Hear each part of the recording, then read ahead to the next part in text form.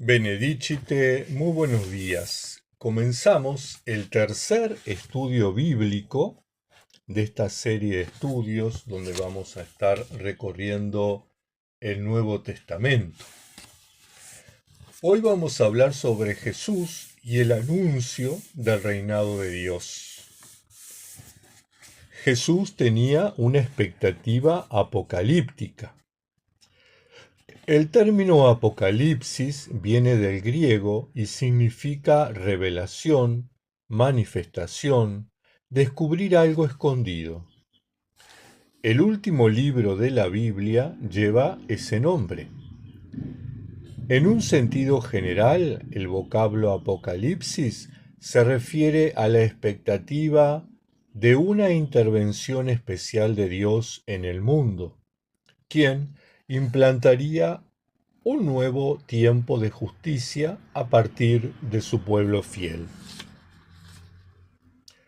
Los judíos se sentían el pueblo escogido de Dios y aspiraban, por lo tanto, a un puesto especial en el mundo. Consideraron la época del rey David como la más gloriosa y soñaban con que un día se levantaría otro David, un rey que engrandecería a su nación en cuanto a justicia y a poder. Leemos, por ejemplo, en Isaías capítulo 9, versículo 7.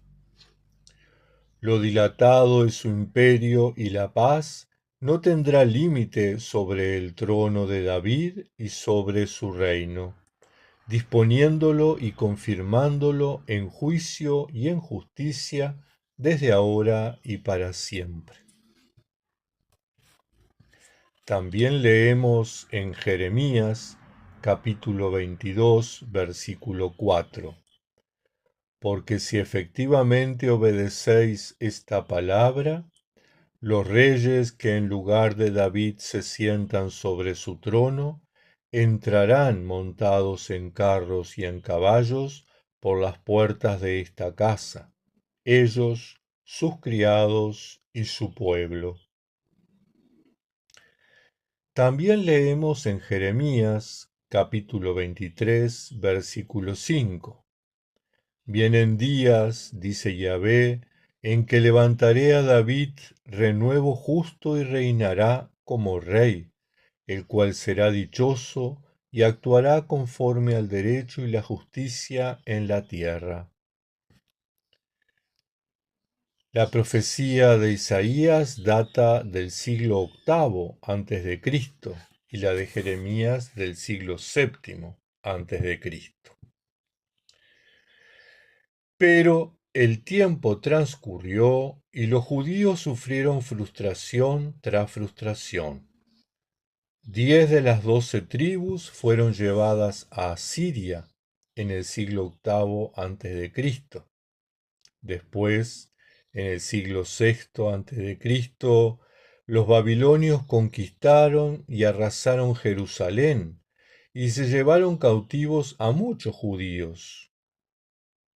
Luego vienen los persas como nuevos amos del judaísmo, de los judíos, de Israel, en el exilio de la Mesopotamia asiática. Posteriormente serán los griegos, el imperio dominante en la región, y finalmente el poderoso y prolongadísimo imperio romano, el cual caerá recién en el siglo V después de Cristo. Los judíos, por lo tanto, no eran políticamente independientes. Crece la expectativa por la venida de un Mesías o Rey ungido por Dios como Salvador, como si fuera un nuevo David que liberaría a su pueblo de esos males. Paralelamente, se desarrolla además la esperanza en la intervención de Dios en la historia por medios sobrenaturales, logrando lo que los medios naturales no pudieron conseguir. Tengamos en cuenta que estamos hablando del siglo VIII antes de Cristo hasta el siglo V después de Cristo, o sea, 13 siglos de dominación, de sometimiento, de dependencia al imperio de turno. Debía venir el reino de Dios a colmar las expectativas de los judíos en cuanto a reivindicación histórica por la opresión y sometimientos soportados. Entre el Antiguo y el Nuevo Testamento se escribió toda una serie de sueños y pronósticos de la nueva era de intervención de Dios en la historia a favor de Israel. Este género de obras es llamado Apocalipsis o literatura apocalíptica.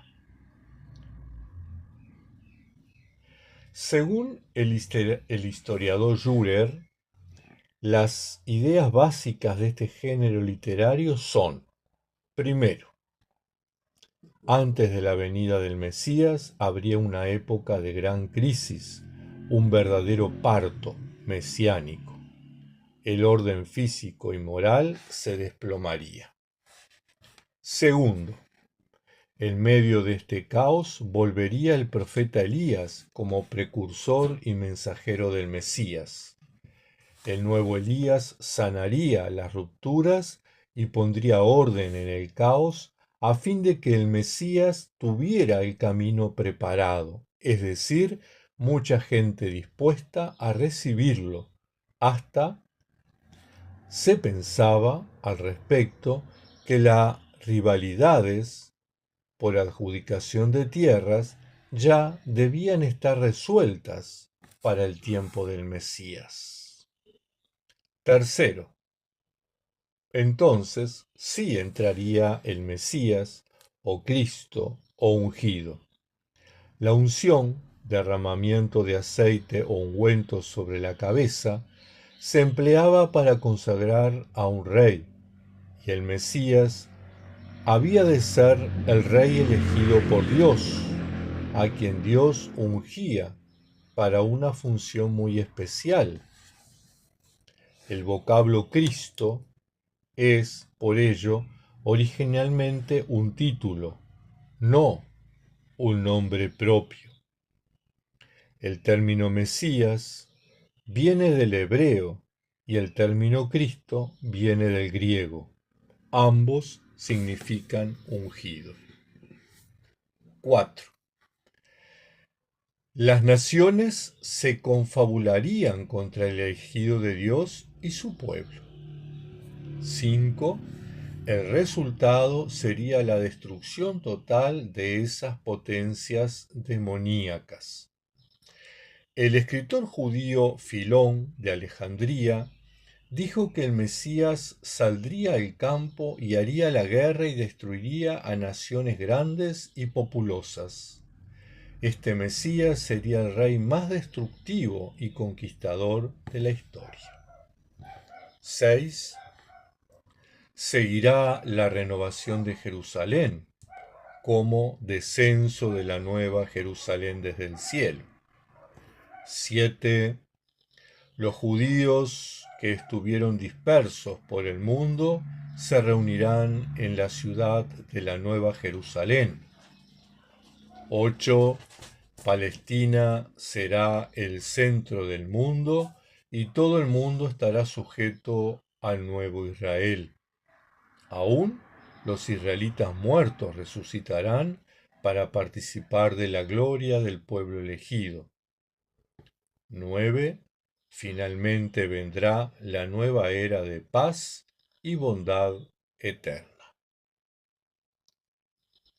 Estas son las 9 ideas básicas, según el historiador Dürer, que tiene este género literario llamado Apocalipsis o literatura apocalíptica. Según el historiador Flavio Josefo, entre el año 100 a.C. y 100 después de Cristo, es decir, en esos 2 siglos, los judíos tenían como primordial prioridad nacional la de liberarse de toda clase de dominación por parte de otros, a fin de que solamente Dios sea servido. Estamos hablando justamente en la época del Imperio Romano.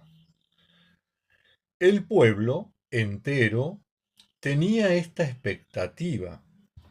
Los fariseos consideraban que mediante una observancia perfeccionista y obsesiva de todos los detalles explícitos e implícitos en la ley hebrea, podrían apresurar la transformación de la realidad. Los esenios se retiraron al desierto para guardar la ley, encerrados en un monasterio, apartados del resto del mundo, viviendo en una comunidad de bienes y sintiéndose los elegidos de Dios de los últimos tiempos.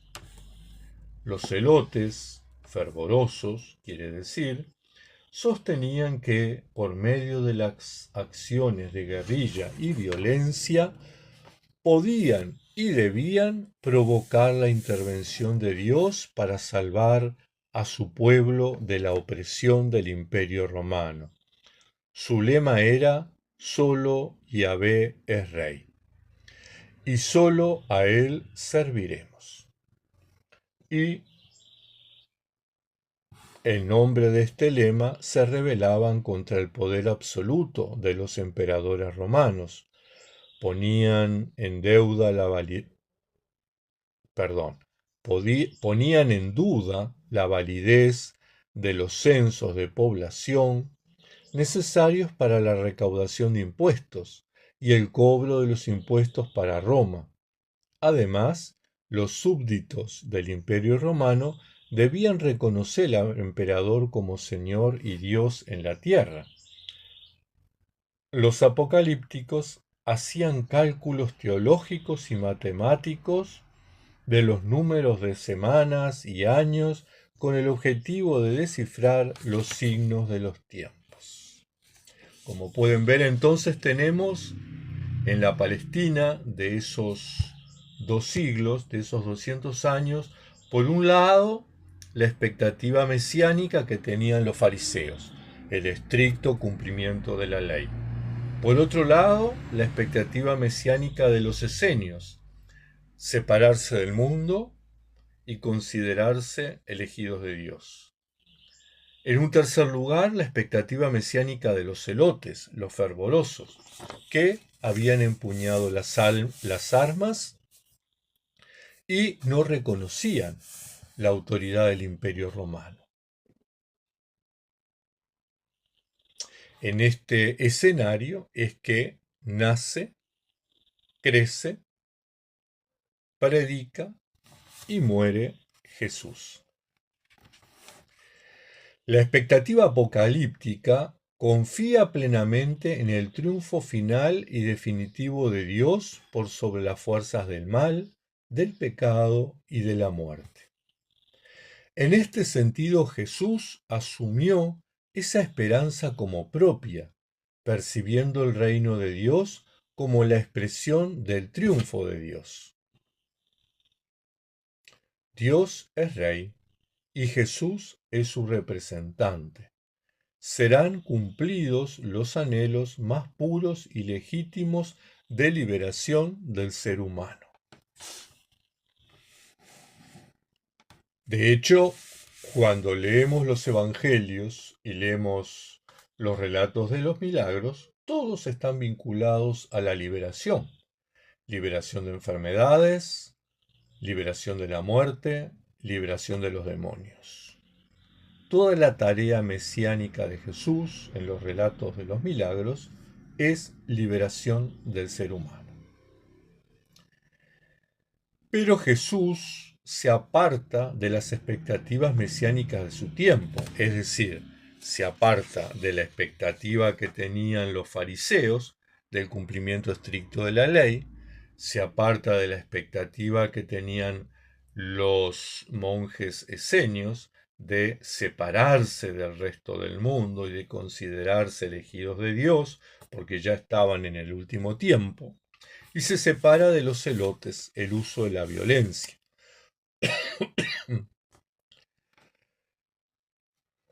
Él no se alineó con el nacionalismo judío, no dijo nada en claro ni agresivo contra los romanos.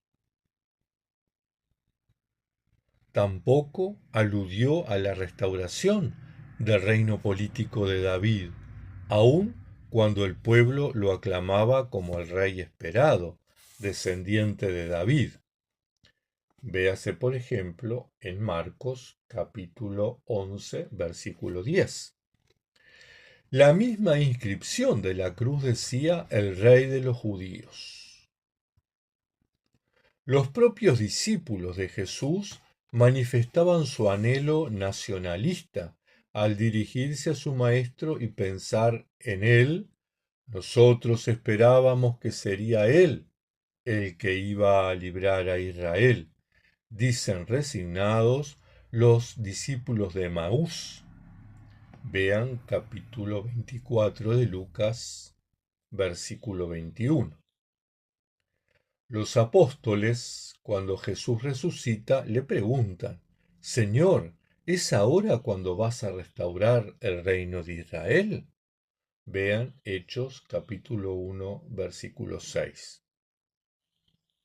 De esta forma, Jesús decepciona a muchos, no encaja de manera perfecta en ningún esquema humano preestablecido de su época, ni siquiera en el esquema de los discípulos, que no lograron entender la predicación de Jesús y la misión de Jesús. Tampoco arriesga cálculos precisos de las fechas de instauración definitiva del reinado de Dios, como sí lo hacían los apocalípticos. Simplemente dice, Mateo capítulo 24, versículo 44, estad preparados porque en el momento en que no penséis, vendrá el Hijo del Hombre. Jesús fue un Mesías diferente del que muchos esperaban. No es raro, por lo tanto, que fuera crucificado como hereje, blasfemo o impostor, usurpador de una autoridad y de un ministerio que, en la opinión de sus opositores, no le correspondía. Y eso está claro en los relatos de Marcos, capítulo 14, versículo 61 y siguiente, y el Marcos, capítulo 15, versículo 18. Jesús anuncia el reino de Dios con autoridad, y eso está clarísimo. Pueden leer Marcos capítulo 1 versículo 22. Y lo presenta mediante sus enseñanzas, por ejemplo, en el Sermón del Monte, los capítulos 5 y 7 de Mateo. Lo presenta también a través de curaciones y acercamiento a los pobres y marginados. La presencia de Jesús significa ya mismo el comienzo de la venida del reino y soberanía de Dios entre nosotros.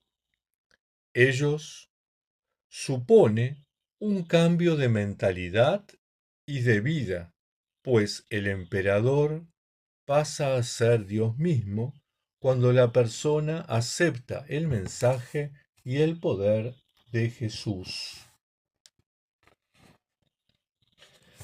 Nosotros vamos a seguir en el estudio siguiente trabajando este tema del reinado de Dios según algunos autores contemporáneos del siglo XX, que está muy interesante. Yo ahora les propongo que ustedes tomen sus Biblias, busquen el Evangelio de Lucas, capítulo 4, versículos 14 al 22, y que puedan reflexionar sobre el sentido de la misión de Jesús, relacionando este texto con el de Isaías capítulo 61.